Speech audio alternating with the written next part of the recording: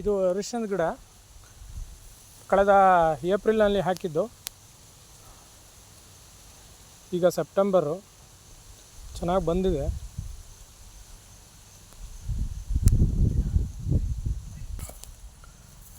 ಇದ್ರ ಎಲೆಯಲ್ಲಿ ಕಡುಬು ಮಾಡಿದ್ರೆ ತುಂಬ ಚೆನ್ನಾಗಿರುತ್ತೆ, ಟೇಸ್ಟಿಯಾಗಿರುತ್ತೆ, ಘಮ ಘಮ ಅಂತ ಸುವಾಸನೆ ಬರ್ತಾ ಇರುತ್ತೆ.